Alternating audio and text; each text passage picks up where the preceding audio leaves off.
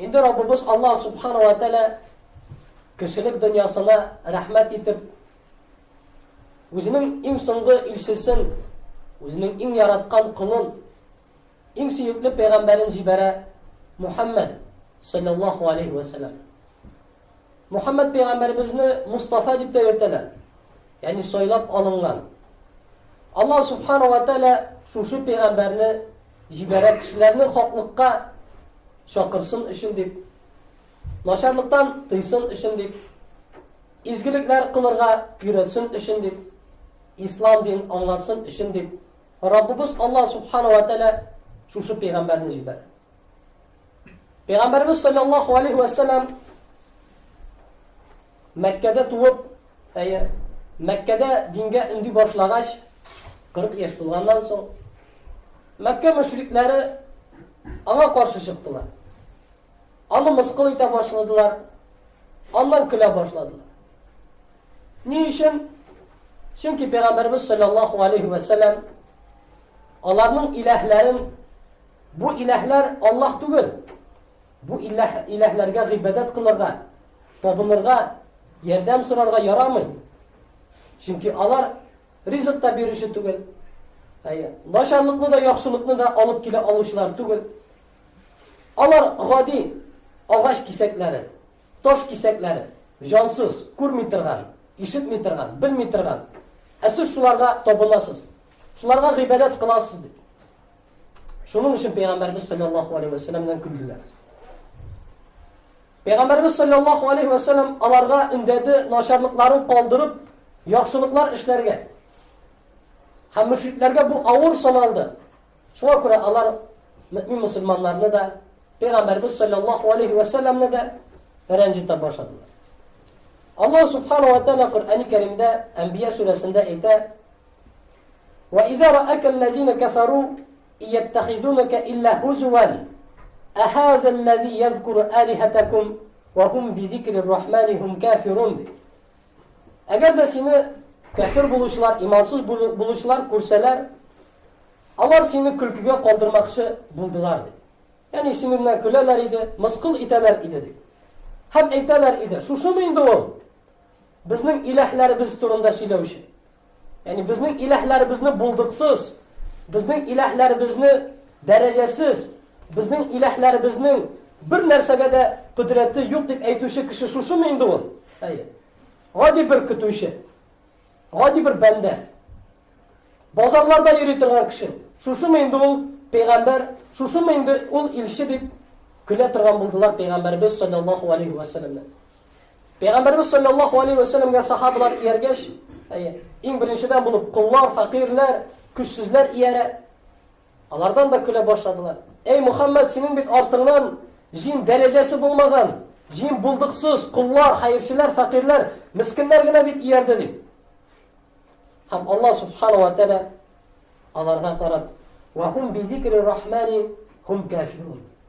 Һәм алар шушы кафир булучылар, имансыз булучылар Ар-Рахманның, бөек булган, рахмәт иясе, рахимле булган Аллаһ Тааляның зикренә, ягъни Куръан-ы Кәримгә кафир булдылар.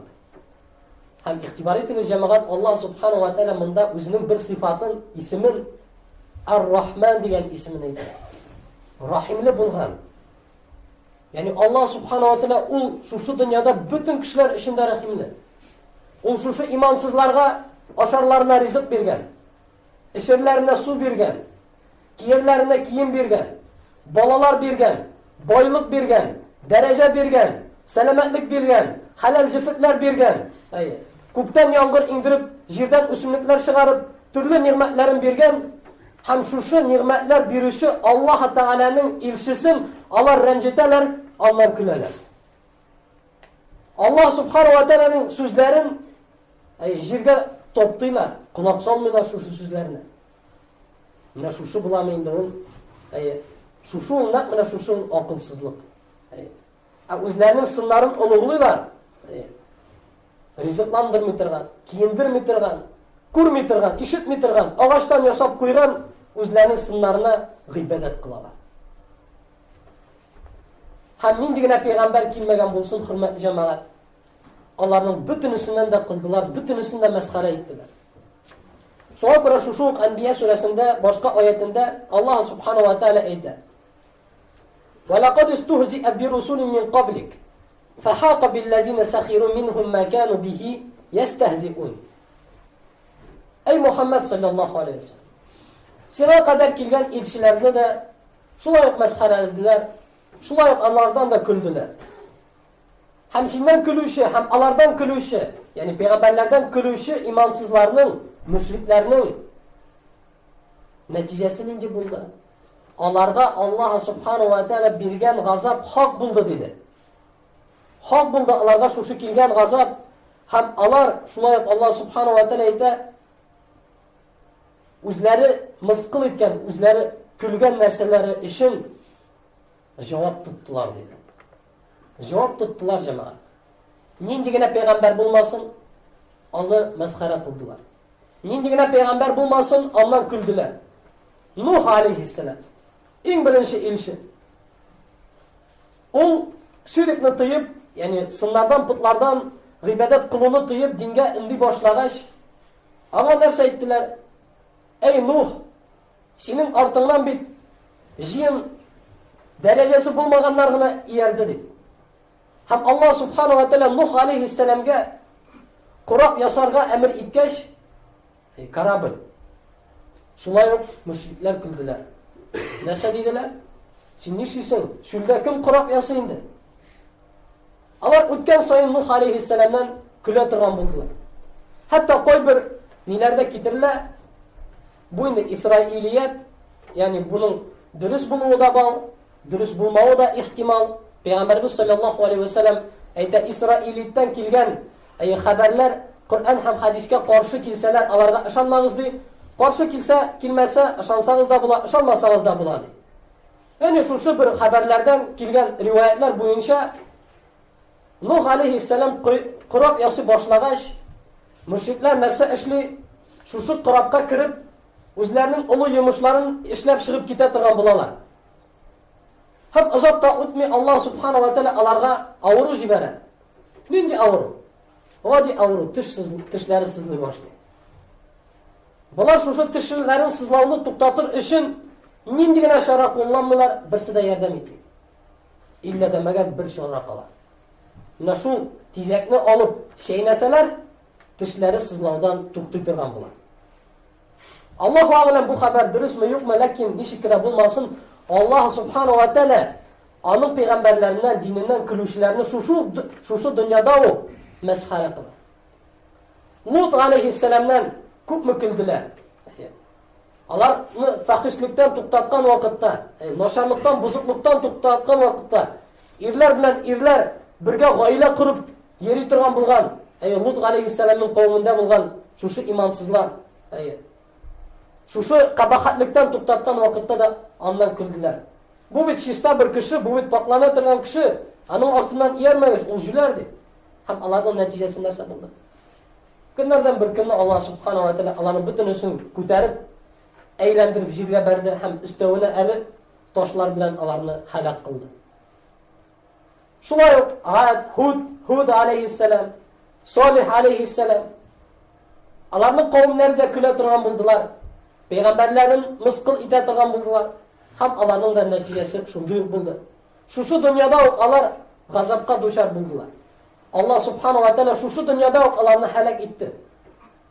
Şuna göre Allah subhanahu wa ta'ala ite Özünün suresinde koy bir kavimlerini biz su bilen helak kıldık.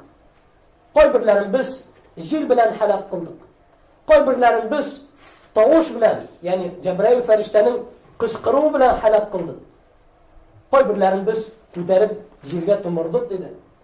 Musa aleyhisselam davat bilen kelgach, Fir'avn ham onun askari ondan kula, ularni ranjida boshlaydi. Neticesi botib halok bo'ladi. Shuni İsa aleyhisselamdan kulalar, ranjidalar, ular da shulay halok bo'ladi. Ya'ni Peygamberimiz sallallahu aleyhi ve sellem'den de shulay kula turgan bo'lganlar. Misqil ita turgan bo'ldilar. Ham neticesi narsa bo'ldi. Badr sug'ushunda ularning eng masxara qiluvchilari halok bo'ldi. Peygamberimiz sallallahu aleyhi ve sellem'ga qo'l ko'targan har bir müşrik. Neticesi bik ayanışlı buldu. İman kitire almayacak cemaat. Şu dünyada hurlukka düşüp, şu dünyada meskara kıldılar. Şu Ebu Leheb, Peygamberimiz sallallahu aleyhi ve sellem'den küldü, anı rencitti. Ahir neticesi nerse buldu? Bir hatun kız onun başına sıktı da, şu yarasından tüzele almayacak, vefat buldu. Bir gün içinde onun tanışırdı. Hatta balaları onun yanına kilirge korktular. Anı jirli almışı intiktiler. Indi kurşu tirelere etkeş, bu bit sizin etiğiniz. Jirlegiz anı digeç, dayaklar bilen ete türte bir şükürge ırgıttılar da toş bilen kumut gittiler. Yani şu dünyada Allah subhanahu wa ta'ala Peygamberimiz sallallahu aleyhi ve sellem'den külüşlerini, anı mıskıl itüşlerini, anı rencitüşlerini meskara kıldı, hurluk açık. Bugün de cemaat Peygamberimiz sallallahu aleyhi ve sellem'den külüden tuttamıyorlar. Anı mıskıl itüden tuttamıyorlar cemaat bugünkü günde de. Peygamberimiz sallallahu aleyhi ve sellem indi küpten vefat ama lakin anı hamanda mıskıl iteler, hamanda ondan küleler. Koy bir imansız bulganlar. Misal için hani küpten tügül Amerika imansızları Peygamberimiz sallallahu aleyhi ve sellem'le anın sahabaların, anın halal cifitlerin mıskıl itip, alardan külüp, alarını meskarege düşürmekçi bulup, özlerinin bir kabahat filmlerini düşürdüler. Şunu düşürdüler de bütün dünyaya şeştiler. Hem şu filmde Muhammed sallallahu aleyhi ve sellem en noşar kişi gibi suretleneceğim. Şu Kur'an'ın küpküne İslam dünyasında türlü dulkınlar varlıkta kildi. Şu yanda hoş kaynağı gibi İslam dünyası kaynı, tıgında nersedir bara, mında nersedir bara. Elbette yine biz hürmetli cemaat yine şu şunday haberlerge kümüllerimiz titrenirge diyor. Çünkü eğer de biz Peygamberimiz sallallahu aleyhi ve sellem'le mıskıl itip de bir taraf bulup kalabız iken, kümüllerimizde hatta Allah Kur'an'da gıyre, künleşu diyen his bulmayken, Allah Kur'an'da gururluğumuz bulmayken, biz nince Müslümanlar bulamız. Peygamberimiz sallallahu aleyhi ve sellem Allah'a nince naşarlık işlegen, nince ziyan getirgen ulalarlar. Bir yollarlar, Kur'an'ı yandıralar. İkinci yollarlar, Muhammed sallallahu aleyhi ve sellem'e karikatür yaşap andan küneler. Bu yollar anın turunda özlerinin kabahat filmlerini düşürerler. Kur'an-ı Kerim, Allah subhanahu wa ta'ala Peygamberimiz sallallahu aleyhi ve sellem alarga nince ziyan getirgen, nince naşarlık işlegen, niye andan külürgen, niye anı mıskıl itirgen, niye anı rencitirgen. Kilisinse Peygamberimiz sallallahu aleyhi ve sellem galemler için rahmet edip jiberilgen. Yine şu imansızlarını sozluktan, bozukluktan, noşarlıktan çıkarıp yakşı turmuş bilen, matur turmuş bilen yaşarga üretken kişiden küleler alar. Özlerine o hayırlılık dilegen Peygamberimiz sallallahu aleyhi ve sellem'den Allah küleler, ana rencit etmekşi bularlar, mıskıl etmekşi bularlar. Lakin cemaat şu işleri bilen alar İslam dünyasına ziyan getirirler mi? Şu işleri bilen alar Müslümanlarga ziyan getirirler mi? Peygamberimiz sallallahu aleyhi ve sellem'e ziyan getirirler mi? Kur'an-ı Kerim'e ziyan getirirler mi? Elbette yok cemaat. Elbette yok. Alar baritik şu mekirleri bilen özlerine ziyan getirirler. Özleri hurlukka düşürürler. Küpmegine alar mekir kıldılar. Küpmegine alar İslam'ını yemsiz itip kursetirge tırıştılar. Ama da paramastan cemaat İslam dinin tutuşları yıl sayın orta bara. Elhamdülillah. Şuluk Amerika'da bulsun, Fransa, Avrupa illerinde, başka Avrupa illerinde, Germanya bulsun, Gollandiya bulsun. Şuluk Avustralya'da misal için yıl sayın Müslümanlar soğuklar orta bara. Küpmegine İslam'ını pişiratırga tırışmasınlar. Allah anı pişirte olmayışırlar. Çünkü İslam dini onun pok din. İslam dini onun izgilikке, yakşılıkka şokıratırgan din. Anı bir neşik pişiratır bulun. Bir neşik pişiratır bulun. Eğer de altınlı pişirakka batırga tırışalar iken o özünün kıymetini yoğaltmay. Altın bulup kalar. Altın bulup kalar. Hatta o pişirak bulsa da anı yuvasın da anın bilen kullanırga bulaşılaydı.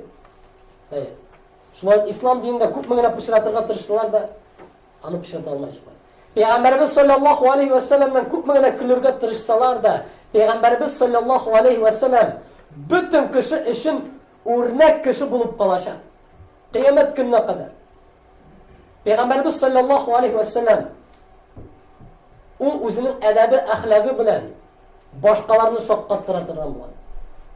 Хәтта моны кайсы бер аңны пәйгамбәр дип танымаган кешеләр дә моның белән килешергә мәҗбүр булганнар.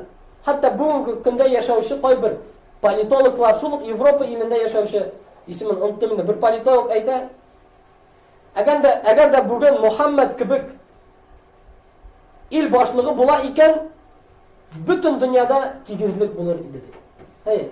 Ул аны Мухаммад пәйгамбәрбезне пәйгамбәр дип танымый, ләкин ул аның сирасын укыган, аның тормыш рәвешен укыган һәм шулай дигән нәтиҗәгә килгән. Шул ук христианин булган Майкл Харт, үзенең 100 кеше, ягъни шушы дөньяда из калдырган 100 шәхес турында булган китабында беренче урынга кемне куя? Мухаммад пәйгамбәрне саллаллаху алейхи ва саллям. Хәтта аңа иман китермәсә дә, ләкин ул аның чынлап та нинди зур, улуг, бөек шәхес икәнлеген аңлаган һәм үзе белән гадел булып, шушындый карашка килгән. Хәтта ул үзе дә әйтә, мин Гыйса алейхиссаламны, үзе христианин булгач, Гыйса алейхиссаламны куярга теләгән иде беренче урынга дип. Әмма дә ләкин чагыштырып карадым. Гыйса, Иисус, ул әти булмаган, пәйгамбәрем, Мухаммад, ул ата кеше булган, чөнки аның балалары булган. Гыйса ул ир булмаган бер кемнең дә, пәйгамбәрбез саллаллаху алейхи ва салламның хатыннары булган, ул ир булган. Гыйса алейхиссалам бер нинди җитәкчелек эше белән дә шөгыльләнмәгән. Пәйгамбәрбез саллаллаху алейхи ва Мухаммад ул җитәкчелек эше белән генә түгел, ул җитәкче булган, ил башлыгы булган. Һәм шушы нәрсәләрне чагыштырып, ул чынлап та Мухаммад кебек кеше шушы дөньяга килмәгән ди. Пәйгамбәрбез саллаллаху алейхи ва салламның кешеләрне яхшылыкка чакырган, хәерлелеккә өндәгән, фақирләргә, мискиннәргә, мухтаҗларга ярдәм итәргә буйырган. Балаларны үтерүдән тыйган Пәйгамбәрбез саллаллаху алейхи ва саллям. Күршеләргә карата игелекле булырга кушкан, хәтта синең күршең, сиңа зыян китерә торган имансыз бер бәндә булса да. Пәйгамбәрбез саллаллаху алейхи ва саллям күршеләрендә яһудлар яшәгән. Аңа зыян сала торган булганнар. Пәйгамбәрбез саллаллаху алейхи ва саллям аларга начарлык белән җавап кайтармаган. Ул йомшак күңелле булган. Пәйгамбәрбез саллаллаху алейхи ва саллям хәтта пәрдә артында яшеренеп тора торган, беренче төндә уялып, пәрдә артында яшеренеп тора торган кызга караганда да уялчанрак булган Пәйгамбәрбез саллаллаху алейхи ва саллям. Аның кулын тоткан сахабалар әйтә торган булганнар, мин ефәктә тотканым бар иде. Башка йомшак материаллар да тотканым бар иде. Ләкин Пәйгамбәрбез саллаллаху алейхи ва салламның кулы кебек йомшак кулны тотканым юк иде.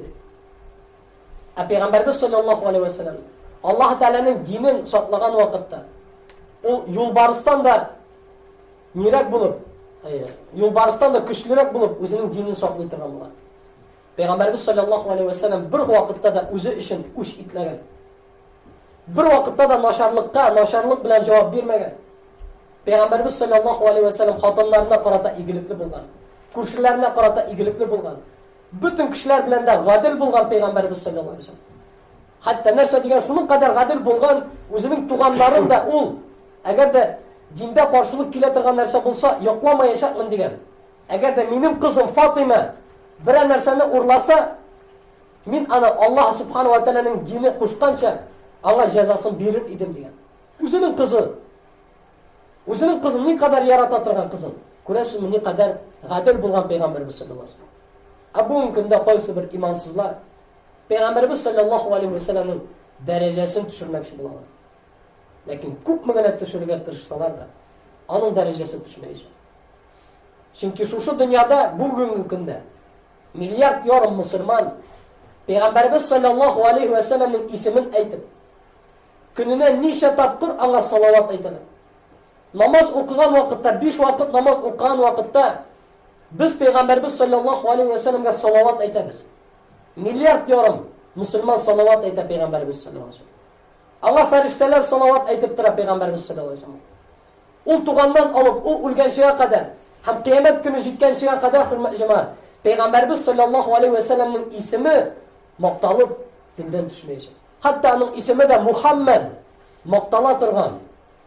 Şuna göre Peygamberimiz sallallahu aleyhi ve sellem ayta turgan bilan imansızlarning şu akılsızlıklarına qaragız degan. Alar meni ranjitmoqchi bo'lalar, ammo da meni o'zlari de sezmasdan maqtaylar. Alar meni ranjitmoqchi bo'lalar, o'zlari de sezmasdan meni maqtaylar, chunki alar meni Muhammad deb yurtalar.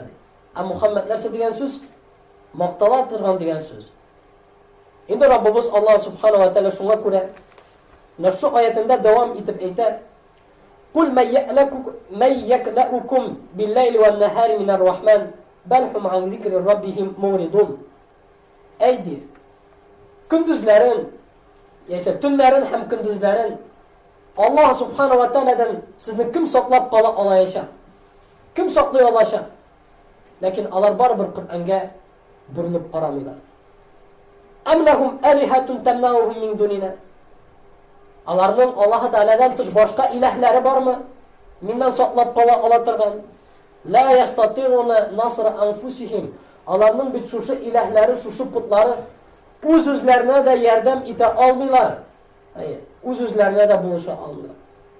Shunga bu kunda Peygamberimiz sallallohu alayhi ve sellemni misqil etgan kishilar qo'rquv ostida yashaylar. Qo'rquv ostida yashaylar. Chunki Alloh subhanahu va taoladan ularni saqlovchi kishi yo'q, ilahlari yo'q. Agarda ular o'zlarining yurtlarini politsiyskilar bilan aylantirib olib, kameralar qo'yib, vertolyotlar bilan saqlab tursalar da Alloh subhanahu va taolo o'zining bir avruun, ya'ni bir avru shu kishiga jibarsa, kim saqlab qolar ana shu avrudan? O'lim farishtasini anga jibarsa, ko'pmagina qamab olsalar-da biz uni yo'qlaymiz, saqlaymiz deb shu o'lim farishtasi kirarda, jonini olarda, mangulik o'tqa dushar bo'lur shu bandalar. Shunga ko'ra Alloh subhanahu va taoladan qo'rqirga kerak jamoat. Alloh subhanahu va taoladan yordam so'rashga kerak. Ham bilirga kerak. Ko'pmagina kishi Payg'ambarimiz sallallohu alayhi va sallamdan kulmasin, uni ranjitmasin. Alloh shu dunyoda xo'rliqqa tushdilar. Oxirat g'azobi tog'ida qotirab, tog'ida oshiradi. Aqulu qawli hadha va astaghfirullah li va lakum. Alhamdulillahi rabbil alamin wassalatu wassalamu ala rasulina Muhammadin va ala alihi va sahbihi ajma'in. Endi hozir ko'plarning so'rovi to'g'ri. Bizga narsa ishlarga so'ng. Bizga narsa ishlarga. Bizga da shu Amerika flagini yondirib yurganmi?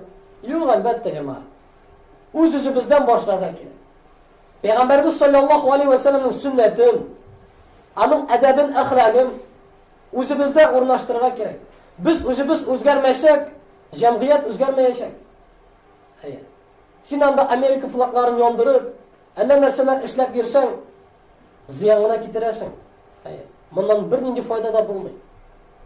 Balki Payg'ambarimiz sollallohu alayhi va sallamning sunnatin, uning adabin, axloqin o'zingning turmushingda, o'zingning oilangda, o'zingning jamiyatingda o'rnashtir ingilik. Payg'ambarimiz sollallohu alayhi va sallamning turmush yo'lini o'rgan. Ko'p kishi men musulmon deb yurib Payg'ambarimiz sollallohu alayhi va sallamning turmushi turida bir narsa da bilmaydi. U qachon tug'an, qachon o'lgan, narsalar ishlagan, narsa yaratgan, narsa yaratmagan, uning necha bolasi bo'lgan, bolasining ismlarini endi Lenin turunda so'rasang bilalar, Schwarzenegger turunda so'rasang bilalar, Van Damme turunda so'rasang bilalar, Stalin turunda so'rasang bilalar, butunlay aytib beralar. Futbolchilar turunda so'rasang bilalar, Muhammad turunda so'rasang sallallohu alayhi vasallam bir narsa bilmaydi. U payg'ambar edi. U anglashilgan payg'ambar. Uning payg'ambar. Uning xizmatlari bor. Uning xulqi bo'lgan. Shuni turunda bilmaymiz. Agarda biz o'zimizning turmushimizga Payg'ambarimiz sallallohu alayhi vasallamning adabin, axloqin, uning sunnatini kiritmasak, bo'sh qishqirib yurgangina foyda bo'lmaydi. Tomog'imiz, tovushimiz bitashakda shuni bilan vassalam. Balki uning turmushin o'zimizning turmushimizga kirtirgan kerak. Uning qushqancha yasharga, u qilgan narsalardan tiyilirga, u o'rgatgancha amal ibodat qilarga, Payg'ambarimiz sallallohu alayhi vasallamni yoritirga, Allah salavat qilarga ham albatta endi Robbimiz Alloh subhanahu va taolaga duolar qilarga. O'zimizning bolalarimizni, unuqlarimizni Payg'ambarimiz sallallohu alayhi vasallam nishib o'rgatgan shuni aytib tarbiyalarga, Yani şu narsalarni boshqaramiz ekan, biz Alloh subhanahu va taolo qarshısında bir ne kadar huzurimiz bo'ladi. Sen payg'ambarimizni yoqlar uchun narsa ishlading deb so'ralsa qiyomat kuni biz ayta olamiz. Biz uning sunnatini saqlashga tirishdik. Biz uning kibik bo'larga tirishdik. Biz uni shunday yoqlarga tirishdik. Agarda bu da bo'lmasa, narsa deb javob beramiz. Narsa deb Alloh taolo qarshısında huzur topamiz. Endi Alloh subhanahu va taolo bizga payg'ambarimiz sollallohu alayhi va sallamni yaratuvchi, anga salovatlar aytuvchi, u qo'shqancha yasharga turuvchi bandalardan qilsin. Endi Alloh subhanahu va taolo